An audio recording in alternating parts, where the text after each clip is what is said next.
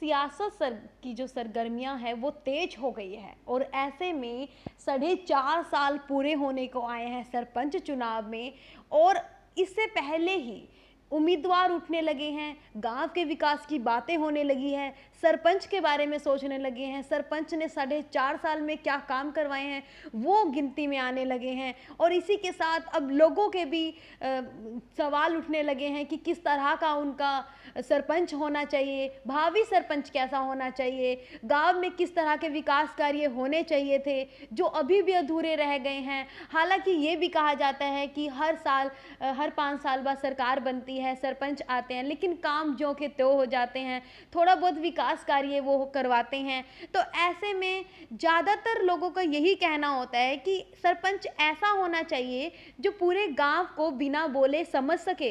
एक मुखिया का रूप जो सरपंच लेता है वो एक परिवार के मुखिया की तरह होता है। ऐसे में उसका फर्ज बनता है कि वो अपने परिवार का पूरी तरह से ध्यान रखे, और परिवार में किसी भी तरह की कोई भी मुसीबत आए या किसी भी प्रकार की कोई दिक्कत चल रही है तो उसका निपटारा करने का काम सरपंच का होता है। तो ऐसे में अभी है, मैंने आपसे बताया कि 4.5 साल पूरे होने को आए हैं और अभी 6 महीने अभी शेष रह गए हैं। तो ऐसे में सरपंच के जो उम्मीदवार हैं वो उठने लगे हैं और जानने लगे हैं, और लोग भी उनसे जानने लगे हैं कि आखिरकार अगर उन्हें सरपंच बनने का मौका दिया जाता है तो किस तरह से वो गांव का विकास कार्य करवाते हैं। तो ऐसे में मेरे साथ इस वक्त मौजूद है गांव करहंस से देवेंद्र सहरावत, जो आने वाले समय में गांव करहंस में सरपंच के चुनाव के लिए खड़े हो सकते हैं और होंगे, जो खड़े होंगे। तो ऐसे में हम जानते हैं कि आने वाले चुनाव में, नमस्कार सर। नमस्कार। आने वाले चुनाव में आपका जो प्लानिंग है गांव को लेकर किस तरह की रहेगी? जी, ऐसा है कि मैं जो कुछ पिछले दिनों से जो मेरा विज़न है, जो मैंने ऑब्जर्वेशन ली हैं कि मेरा गांव जीट रोड पर स्थित है। यहाँ परमात्मा की दया से मैं उन सब institution like Delhi public school है, लॉ कॉलेज है, वृद्धाश्रम है, एक और नया एक संस्थान खड़ा हो रहा है, शायद वो कोई होटल है। तो ये बड़े एक भव्यता का रूप मेरे गांव के एंट्री को दे रहे हैं। लेकिन छोटी सी कमी क्या है कि गांव में जीट रोड से 4 सड़कें जाती हैं। 4 में से 2 सड़कें हैं जो मेन है, एक तो फ्लाईओवर के सीध से निकल रही है जिसको मंदिर वाली सड़क बोलते हैं, एक मेन पुरानी सड़क है। तो दोनों की हालात जर्जर है। एंट्री गांव की अच्छी नहीं है, जैसे साफ़ सुथरा सड़कें हों, बाहर से कोई भी आए या गांव के ही वासी हैं उनको दिक्कत ना हो। एक मेन सड़क और है जो हमारा रजबाहा है, वो जीट रोड से लेकर दूसरी तरफ एक सड़क जाती है जो बिहोली को जाती है समालखा से, वो इन दोनों को कनेक्ट कर सकती है और स्टेडियम को भी कनेक्ट कर सकती है और गांव को भी एक बहुत प्यारा रूप रंग दे सकती है, जिससे एक भव्यता भी बढ़ती है। क्योंकि इसके बारे में मैं कहना चाहूँगा कि मैं गांव के कुछ युवा साथियों से मिला। जब मैंने बीएससी की थी तो मैं गांव में चौथा आदमी था बीएससी करने वाला। आज मेरे गांव में बहुत से बच्चे पीएचडी हैं, एमफिल भी हैं, कुछ डॉक्टर भी बन रहे हैं, वकील भी हैं, इंजीनियरिंग भी कई बच्चों ने की है और गवर्नमेंट जॉब भी अपने दम पे कुछ बच्चों ने ली है। तो उन सब से मैं मिल के उनकी भी विचारधाराओं को लिया। तो उन्होंने मुझको कहा कि भाई साहब देखो, हम सभी गांव में ही रह रहे हैं, और मैं आपको एक बात से और आगाह करना चाहूँगा कि मेरे गांव से हम एक डाइविंग इंडस्ट्री है जिसको गोताखोरी बोलते हैं, जो ऑफशोर में ऑयल एंड गैस फील्ड में काम करते हैं। 27-28 लड़के उस फील्ड में भी हैं। तो हम लगभग सभी के सभी लगभग गांव में ही हमारा रेजिडेंस है। तो सभी चाहते हैं कि गांव में साफ़ सुथरा नज़ारा हो, रहन सहन साफ़ सुथरा हो, सुविधाएं अच्छी हों। देखो, स्कूल के हिसाब से लें तो मेरे गांव में कम से कम आज के दिन 5 स्कूल हैं। तो स्कूल की व्यवस्था ठीक है, अच्छे स्कूल हैं। अब बच्चा चाहे तो LLM तक पोस्ट ग्रेजुएशन भी करके गांव से निकल सकता है।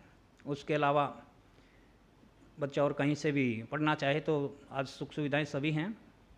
लेकिन मुख्य बातें जो हैं, जैसे गांव में मैंने देखा है कई तालाबों की हालात बहुत गंदी है, उसको एक किसी के पास उस वैसा विज़न नहीं कि वो भी साफ़ सुथरे हो जाएं। और पानी का निकासी का भी मैं चाहूँगा कि वो पानी खेतों के लिए रीयूज हो जाए, चाहे कि उसमें हमको रजबाई से नया पानी मिक्स करके आगे डालना पड़े या पाइपलाइन बिछानी पड़े। आज तो खूब किसान कर रहे हैं इन चीज़ों को। तो जी और एक बच्चों को मार्गदर्शन मिलता रहे कि कैसे वो अपना करियर बना सकते हैं, कैसे नई जॉब कहाँ कहाँ किस किस फील्ड में ले सकते हैं, उनको क्या करना चाहिए। तो इन चीज़ों को महत्व देना मैं अपनी प्राथमिकता समझूंगा। गांव में अच्छे रास्ते हों, पानी की सुख सुविधाएं, वैसे तो पानी की सुविधाएं लगभग मैं ये कहूँगा कि लगभग घर घर में ट्यूबवेल हैं, जैसा है छुपाना नहीं चाहिए, गांव में भी 4-5 ट्यूबवेल हैं, तो वो इतनी बड़ी बात नहीं है। छुटपुट देखो कमियां तो आती रहती हैं, मशीन है ख़राब हो जाती हैं, कभी जैसे मोटर है तो कोई बात नहीं, वो रिपेयर हो जाती है, अन्यथा इतनी बड़ी समस्या नहीं है। बाकी गांव में सबसे बड़ी समस्या तो है कि भाई पानी जो वेस्ट वाटर है ना, उसको रीयूज का कोई हम सिस्टम बनाएं तो अच्छा रहेगा कि गांव में किसी को किसी तरह की दिक्कत ना हो, खेत वालों को, पड़ोसियों को।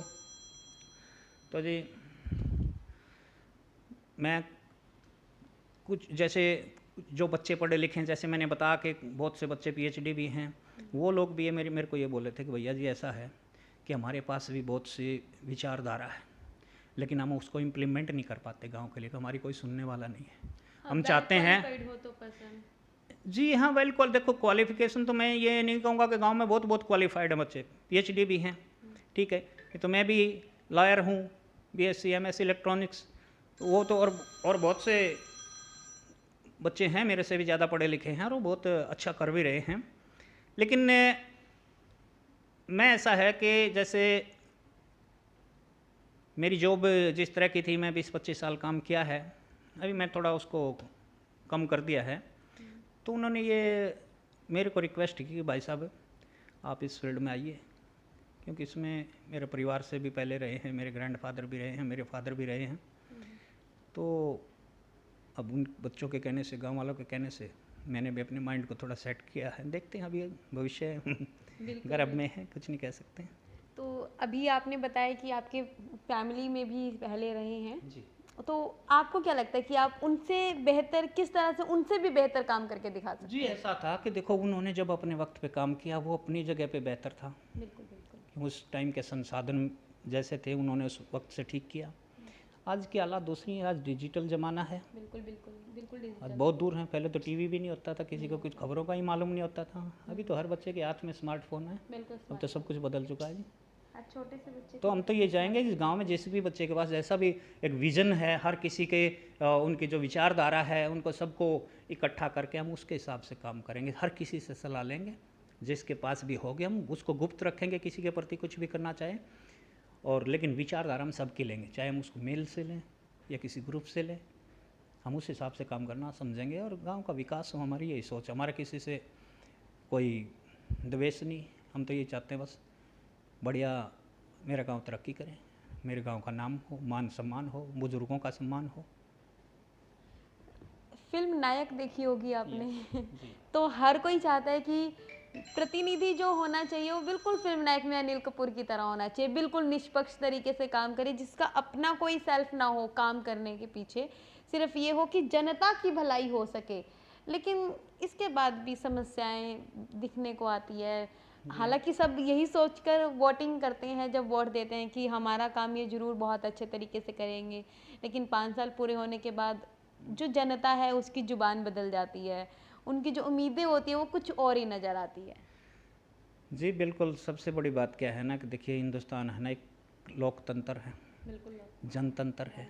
अरिस्टोटल की बात लें तो ये उसके हिसाब से तो झुंडतंत्र है, ठीक है जी। आप नायक फिल्म की बात करिए, वो फिल्म है, आप यहाँ शुरू करोगे ना कि भाई एक दिन का सीएम है, फिल्म बनाने में कुछ भी बना लो, बनाने में कुछ भी वरना दुनिया अब स्टेट को ही देख लो, राष्ट्र को देख लो, ये कोई इतना आसान खेल नहीं है, एक दिन में चाहा पलट दिया, इतने सालों से नहीं पलट सके। ये तो हिंदुस्तान की नींवें ऐसी खोखली हुई पड़ी हैं, सच्चाई में जाएं तो बड़ी गहराई में जाना पड़ता है और वो बातें लोगों की समझ में नहीं आती अभी। लेकिन पलटना मुश्किल भी नहीं है, क्योंकि राजनेताओं के हाथ में है पूरे देश की व्यवस्था। जी अगर राजनेता उसी चीज़ को, अगर हर चीज़ को सीधे रास्ते से लेके आएंगे ना तो फिर जनता कहेगी कि ये भी गलत हो रहा है। अच्छा। क्योंकि देखो ना ऐसा है जी, ये प्रकृति का नियम है, अंधेरा ना होता तो प्रकाश की कीमत कोई ना समझता, बिल्कुल ठीक है जी। बिल्कुल। अगर झूठ ना होता तो सच को कौन मानता, नहीं मानता, बिल्कुल। ठीक है नहीं। तो हकीकत तो यही है कि ये भी ज़रूरी है, वो भी। अगर क्राइम ना हो तो पुलिस की क्या ज़रूरत है? बिल्कुल। हैं? अभी बिल्कुल बताओ, सही। जरा ज़रूरी है या नहीं है? कोर्टों की बिल्कुल, क्या ज़रूरत है? बिल्कुल, तो बिल्कुल। ये होगा कि नहीं होगा? मिटा सकता कोई? नहीं, इसे नहीं मिटाया जा राक्षस भी उसी की देन है, देवता भी उसी की देवता भी देन उसी है, की देन है। तो बिल्कुल, हमारा क्या कसूर है? ये तो विधि का विधान है। बिल्कुल विधि का विधान। लेकिन अभी हम जब गाँव में गए थे, करहंस गाँव में, तो वहाँ पर हमने एक समस्या देखी थी, जो लोगों ने बताई कि वहाँ पर एक टंकी है, जो 10 कई काफ़ी समय से जो जी, बिना जी। पानी के है और यस। बनवाई गई थी, इसमें काफ़ी पैसा खर्च भी किया गया हुँ। था, बट वो पूरी तरह से यूज़लेस है। आप उसके बारे में उसका कैसे सही से निपटारा कर सकते हैं? देखो जी, वो यूजलेस है। जैसे कि मुझे जहाँ तक उसके बारे में नॉलेज मिला था, जब से वो बनी थी, उसका बनाते वक्त ही उसमें खामियां थी। क्या वो मटेरियल प्रॉपर नहीं था, वो लीक करती है जी बुरी तरह से, उसमें लीकेज है, उसको पानी भरता हो सकता है, वो फट के नीचे गिर जाए, किसी को नुकसान भी हो सकता है। उसको दोबारा से तो बनाया जाएगा तो शायद हो सकता है कुछ समाधान, ऐसे कैसे का मुझे तो नहीं लगता। और अगर वो कामयाब हो जाती है नए सिरे से बना के, तो उसका फ़ायदा भी सारे गांव को है। पानी वेस्ट ना हो, टाइम से यूजफुल वाटर आए जितना भी आए। गांव में तालाब है कुछ, तो उसमें भी प्रॉपर तरीके से जो पानी की सुविधाएं हैं, या निकासी की भी बात अगर हम करें, जो गंदे पानी की, जो गंदा पानी गांव में से आता है, उसकी निकासी की भी पूरी तरह से व्यवस्था नहीं है कहीं पर भी। और अगर गांव के जो मंदिर है, आपने मेन मंदिर देखा होगा, उसके बाहर साइड बिल्कुल कीचड़ पड़ा रहता है, और ऐसे में बारिश के दिनों में तो उसमें और भी बुरा हाल हो जाता है, और कई बार तो लोग गिर भी जाते हैं, क्योंकि ऐसे में वो एक ऐसा रास्ता है, मेन रास्ता है, जहाँ से हमेशा लोगों का आना जाना बना रहता है, और वो भी नहीं बन पा रहा। तो उन तालाब को लेकर अगर मैं बात करूं, और उस जगह को जहाँ पर अभी भी बहुत ही बुरी व्यवस्था देख रहे हैं हम, बहुत ही बुरी तरीके से व्यवस्था की गई है, तो उसका किस तरह से अगर आपको कहा जाए? देखो जी, मैं एक बात कहना चाहूँगा। जी। जो सरपंच होता है ना गांव का मुखिया होता है, प्रतिनिधित्व करता है। गांव में जो भी ग्राउंड लेवल पे काम होता है, वो भी उसी के अंडर होता है, उसी की देखरेख में होता है, उसी के इशारे से होता है। मैं तो ये कहना चाहूँगा कि मेरा सरकार को सुझाव है, इसमें कोई बुरा ना माने, बिल्कुल, बिल्कुल, बिल्कुल। कि सरपंच पद का उम्मीदवार है ना, उसकी मिनिमम योग्यता ना सिविल का डिप्लोमा होना चाहिए मिनिमम, क्योंकि काम ग्राउंड लेवल पे सरपंच को करना होता है। जो भी गांव का विकास है, कोई ऐसा टेक्निकल साउंड आदमी काम करेगा तो वो सारी चीज़ों को दिमाग में रख के करेगा कि भाई इसकी निकासी कहाँ से लूँ, कहाँ से ना लूँ, ये कामयाब रहेगा या साल भर में ध्वस्त हो जाएगा। जैसे आपने जो जिक्र किया है, ये खामियाँ सिर्फ इसीलिए हैं कि कोई उल्टी गंगा पहाड़ चढ़ा रहा है, कुछ भी चढ़ाना भी है तो कोई बात नहीं है, आप ये तो लीजिए कि लेवल ऐसा लीजिए कि पानी का थोड़ा स्लोप हो तो उसमें भाग के जाए। और ऐसा है जी, देखो पहले पानी गलियों में सीमित रह जाता था, तालाबों तक तो जाता नहीं था। मिसयूज बहुत ज़्यादा होता पानी का, बहुत ज़्यादा मिसयूज होता। लोग खुद तो नहाते नहीं, भैंसों को खड़े होकर बाहर नहलाओ कहीं कहीं घंटे तक। चलो उसके कारण है ना, मैं ऐसा नहीं कहूँगा, कोई बुरा ना माने मेरी इस बात का, लेकिन ये सच्चाई है। तो ऐसे हैं ना, जो कचरा है वो नलियों में आके भर जाता है। कई बार ऐसा होता है, लोग देखो जानवरों को तो रखते हैं, गाय भैंसे रखते हैं, सफाई के लिए पानी मारते हैं, वो सारा आके नली में जाम हो जाता है, जो पानी के बहाव को रोक देता है, जिसके कारण ये समस्या होती है। तो नलियाँ हैं ना, नलियाँ 5000 साल पहले मोहनजोदड़ो और हड़प्पा में भी सीवरेज की व्यवस्था थी। ये लोग आज तक भी खुले में भी नलियाँ को इस तरह से नहीं बना पाते कि भाई ये चीज़ की समस्या ना आए। जिस तरह से हम छोटे जब स्कूल में पढ़ते थे, तब हमें हड़प्पा संस्कृति के बारे में बताया जाता था कि किस तरह से मकान होते थे, नालियों की व्यवस्था किस तरह से होती थी, किस तरह से मतलब पीने का पानी किस तरह से, तो बहुत ही अच्छी व्यवस्था बताई गई मोहनजोदड़ो और हड़प्पा जी।